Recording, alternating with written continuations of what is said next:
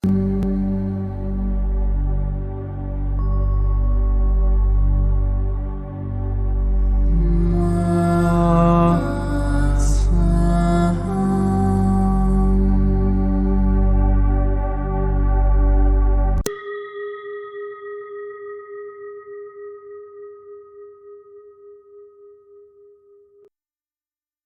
qui suit est la transcription d'un échange entre Mathias de Stefano, désigné ici comme moi, et son soi supérieur désigné comme je suis. Dans cette capsule, la voix féminine incarnera le moi, tandis que la voix masculine représentera le je suis. Cette conversation intitulée Frustration a été réalisée le 16 janvier 2020. Qu'est-ce qui te frustre? Est-ce que tu atteins tes objectifs? Est-ce que tu recherches la perfection? Est-ce que ça t'importe si ça ne marche pas? Ouf, quel mot! S'il y a bien une chose qui est constante dans ma vie, c'est la frustration. Mais le fait qu'elle soit constamment intermittente est dû au fait que je trouve toujours le moyen le plus rapide d'en sortir. J'avance très vite, mais je me frustre tout aussi vite. Pourquoi penses-tu que cela se produit? Je ne sais pas. Je sais que c'est une caractéristique très typique des énergies capricorniennes. Et après 30 ans, on vit davantage selon son ascendant que selon son signe. Et le mien est Capricorne. Cependant, cela m'a toujours arrivé. Je ne sais pas trop pourquoi.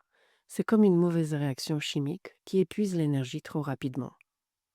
Je vais te dire pourquoi. Ton esprit vit dans le rêve du futur. Oui, je pense toujours à l'avenir. Tu fais trop de projets, n'est-ce pas? Hier encore, j'en parlais avec des gens. Chaque fois que je fais un projet, j'ai besoin d'avoir un plan B bien ficelé, comme s'il s'agissait du plan A. Mais il n'y a jamais que le plan A et le plan B. Parfois, il y en a d'autres. Combien? Je dirais simplement que la façon dont je mène le projet Yosoi de 2020-2021 est le plan J.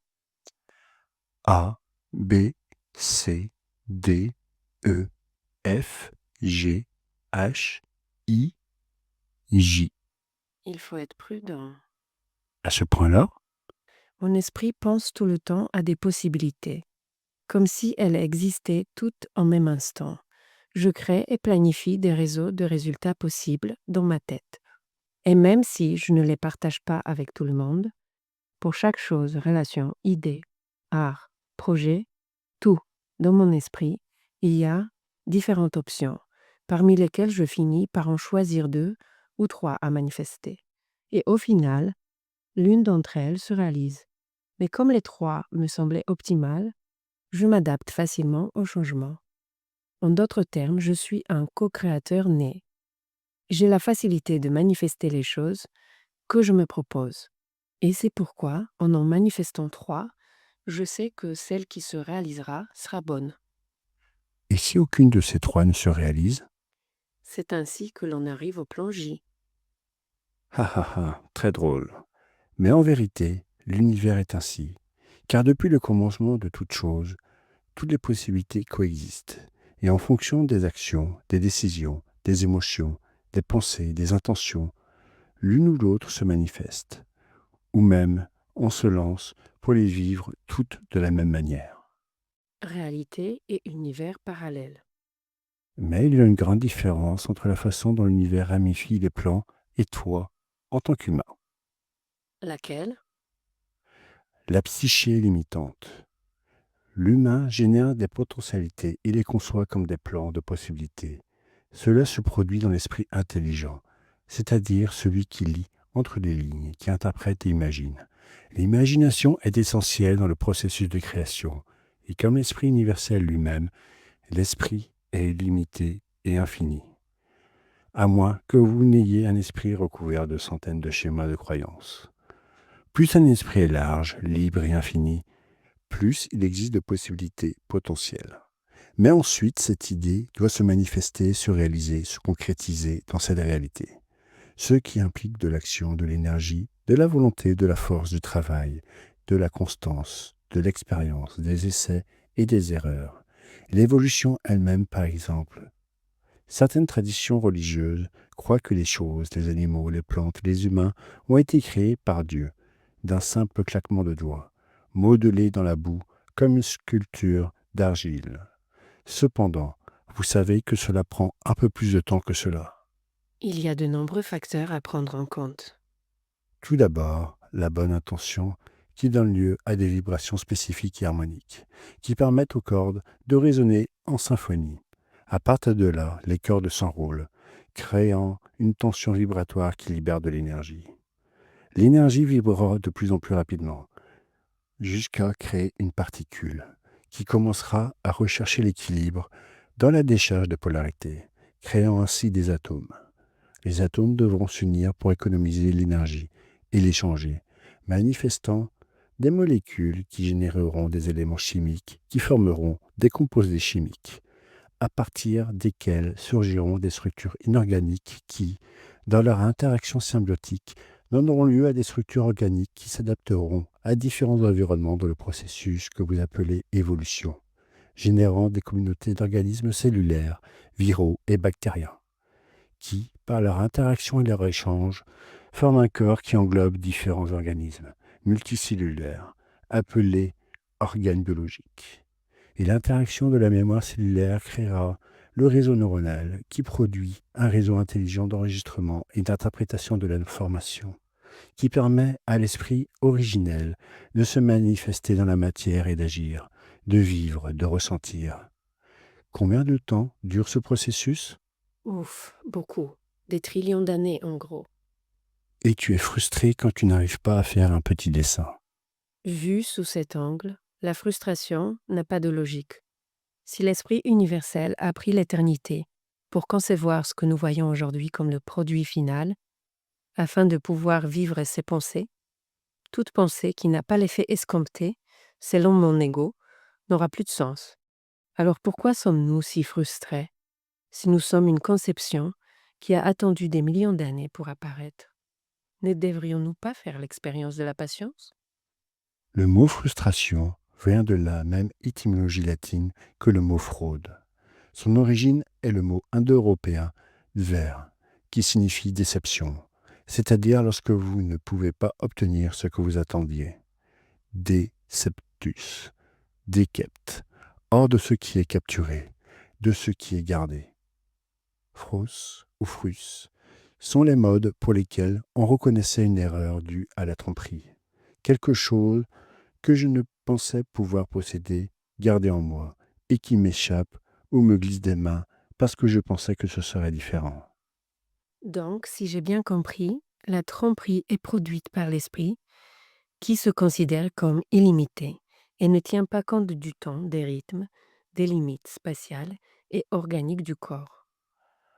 En espagnol, engaño vient de inganire, qui signifie hurlement sanglant de l'intérieur. C'est comme ce gémissement silencieux qui nous trouble, qui nous fait entendre quelque chose qui n'est pas. La voix off constante qui raconte nos vies et qui parfois les embellit avec l'imagination. Il en va de même pour le concept anglais deception, qui fait référence, comme indiqué précédemment, à ce qui n'a pas été obtenu, conservé à l'intérieur, c'est-à-dire quelque chose que l'on croyait avoir, mais qui, en fin de compte, n'était pas le cas. L'univers est un créateur né, un artiste, prêt à tout manifester, à concevoir toutes sortes de pensées. Mais, dans sa propre conception, il a trouvé des outils qui ont fait de l'éternité éthérée un concept limité appelé temps et espace. Plus il y a d'aspects dans la multiplication et la flexion du temps et de l'espace, plus l'option de les modifier est rigide, et manifester quelque chose prend plus de temps et d'énergie. C'est ainsi qu'un atome se déplace comme la lumière, à grande vitesse, tandis qu'une galaxie met des millions d'années à tourner sur elle-même, même si tout son être est composé uniquement des mêmes atomes et particules de lumière rapide. L'esprit est comme ces particules de lumière rapides, capables de voyager à grande vitesse, d'aller et venir des milliers de fois, alors qu'un objet physique tente encore de sortir avec sa force initiale. Or, du point de vue de ces particules de lumière, tout est possible, et elles voient tout ce qui peut arriver. Du point de vue de l'objet, il ne peut voir qu'une seule direction, et il met tout en œuvre pour atteindre ce point. Alors, que se passe-t-il lorsque l'objet peut percevoir ce que les particules de lumière observent. Il verra tout ce dont il est capable, mais il lui semblera qu'il ne bouge pas, qu'il n'y arrive pas. Lorsqu'un être humain commence à prendre conscience de son être éternel et lumineux, il passe par des processus de frustration. Et je ne parle pas d'un être conscient, comme quelqu'un de spirituel, mais conscient qu'il est capable de faire beaucoup plus que ce que son environnement lui impose. L'être intelligent se connecte à la lumière de la conscience, à la grande vitesse de l'imagination et du rêve, et voit tous les plans, les dessins de l'existence de son être. Il projette alors des attentes et se projette lui-même dans ces circonstances. Mais son corps reste ici, ancré dans un espace et un temps, vivant les processus de manière lente, organique. Comme l'esprit voit le résultat, il n'assimile pas le processus et considère l'erreur comme un échec. Waouh!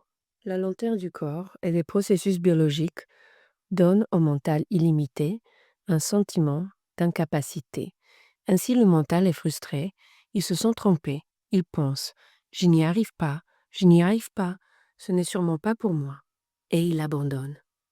La frustration est l'incapacité d'être ici et maintenant, de reconnaître que le corps doit passer par des processus d'erreur pour améliorer l'expérience.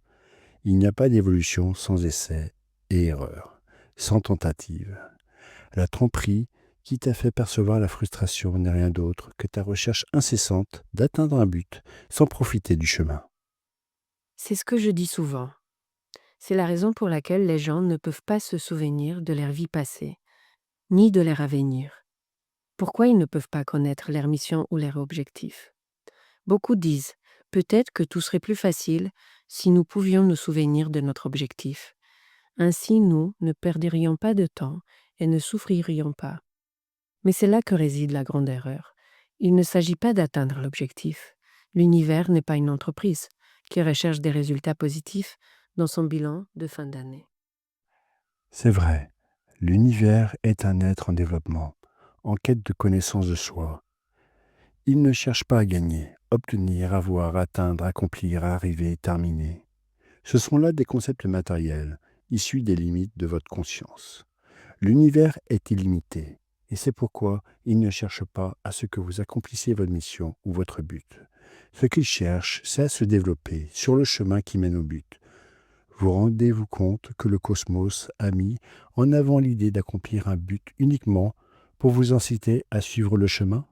Nous vivons nos vies en croyant que ce qu'il faut accomplir, c'est atteindre le but et respecter ce qui a été convenu, alors que ce qui a été convenu et le but ont été créés uniquement pour inciter l'être à suivre le chemin vers sa destination. Peu importe la destination, c'est le chemin qui compte. L'important ici, c'est le processus. Il y a quelque chose que je ne comprends pas. Si c'est l'esprit qui s'emballe et voit toutes les options, mais qui, en même temps, a conscience du but et cherche seulement à vivre l'expérience, alors pourquoi est-ce lui qui trouble le corps et le conduit à la frustration à cause de ses limites? Qu'est-ce qui te fait penser que c'est l'esprit qui fait cela? Eh bien, tu l'as dit. Non, j'ai dit que c'est ce que les gens perçoivent de l'esprit, car celui-ci se déplace très rapidement. Disons-le autrement. Es-tu frustré qu'un oiseau puisse voler et pas toi? Parfois. Est-ce la faute de l'oiseau qui vole si tu te sens frustré? Non, Est-ce ta faute si tu ne peux pas voler? non. Alors, pourquoi serait-ce la faute de l'esprit illimité si tu es limité? Pourquoi serait-ce la faute de ton corps limité si tu ne peux pas être illimité? Il n'y a pas de faute, il n'y a que des attentes. Ah, il n'y a que des attentes. Tu perds plus l'énergie dans l'attente des choses que dans les choses elles-mêmes. Tu ne peux pas voler comme un oiseau, mais tu peux construire un avion. Avec de la patience, de l'étude, de l'intelligence, des essais et des erreurs. La frustration n'est qu'une perception, une idée préconçue de ce qui est attendu. Souviens-toi, il n'y a rien à attendre vraiment. Tous les projets que tu construis ne sont pas destinés à être réalisés. Ils servent à découvrir les capacités que tu as pour les rendre possibles. Cela enlève un tel poids, tellement que tu n'en as pas idée. J'en ai idée, car je suis l'idée.